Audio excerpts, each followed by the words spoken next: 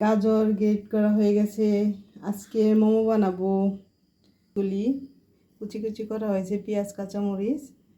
এখন মাংসগুলি কিমা করা হইব। মাংস কিমা করে তারপরে মোমো বানানো হইব। মাংসগুলি হলুদ হয়েছে, আমরা মাংসগুলি মশলা দিয়ে মাখাইছিলাম। মাংস এই জন্য আবার একটু হলুদ হলুদ কালার হয়েছে। সবাই তো চাকু দিয়ে তারপর কিমা করে, আর আমরা ব্লেন্ডার করব। ব্লেন্ডার করে একটু এটা একটু সময় একটু কম লাগবে, আর ছুরি দিয়ে কাটলে পরে কিমা করতে একটু সময় বেশি লাগে। এই জন্য আমরা ব্লেন্ডার করব। এটার সাথে গোলমরিচটি দিয়ে রাখি, এটার সাথে একবারে করা যাবে, ব্লেন্ডার করা যাবে।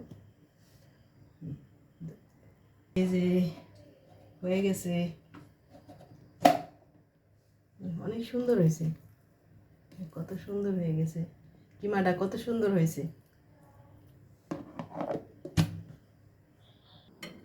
এই মোমোর পুরটা রেডি করা হয়েছে। এখন তোমার এটার মধ্যে দেওয়া হয়েছে মাংস, গাজর, পেঁয়াজ, মরিচ, তেল দিয়ে সব কিছু দিয়ে রেডি করা হয়েছে। এখন মোমোর খামিরটা হয়ে গেছে। এটা সাধারণত সাদা থাকে, আমরা লাল করছি গাজরের রস দিয়ে। গাজরের রস দিয়ে একটু রস দিছি পরে এই জন্য এই যে লাল হয়েছে। এখন আধা ঘন্টা রাই খেতে হইব, তারপরে মোমোটা বানাবো। আমরা ফিরে এসেছি আধা ঘন্টা পরে। এখন এই যে ময়দার পুরগুলি বানাইয়ে রুটি আস্তে আস্তে রুটি বইলে তারপর আপনার দেওয়া হবে। এই যে মোমো বানানো হইতাছে।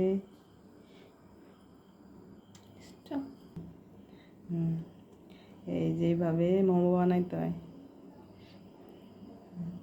মোমোর বাসটা সুন্দর করে না ফালাইলে ভাজার পরে সুন্দর হয় না। মোমোর বাসটাই আসল, দেখতে সুন্দর লাগে।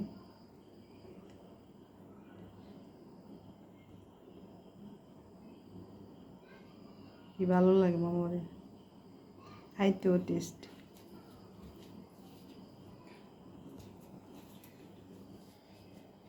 এই যে দেখো কত সুন্দর,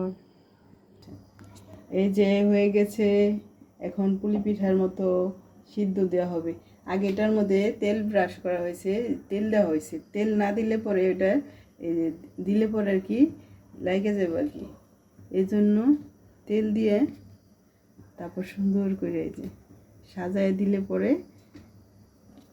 সিদ্ধ হওয়ার পর উঠানো আর কি হয়, ভালো হয়।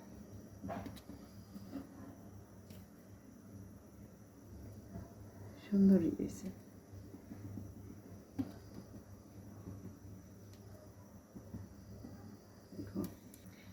এই যে ঢাকনা দিয়ে ঢাইকে দিলাম, সিদ্ধ হইতে থাকে। সিদ্ধ হইলে পরে যে মোমো হয়ে গেছে। মাশাআল্লাহ, খুব সুন্দর হয়েছে।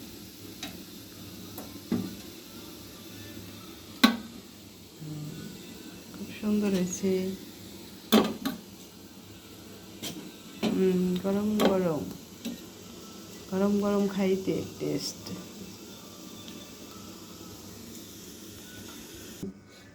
হ্যাঁ, আমাদের মোমো হয়ে গেছে। মোমোটা আজকে যদি সস থাকতো,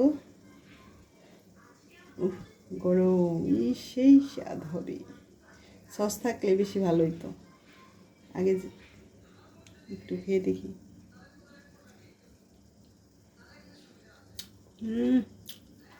সেই টেস্ট।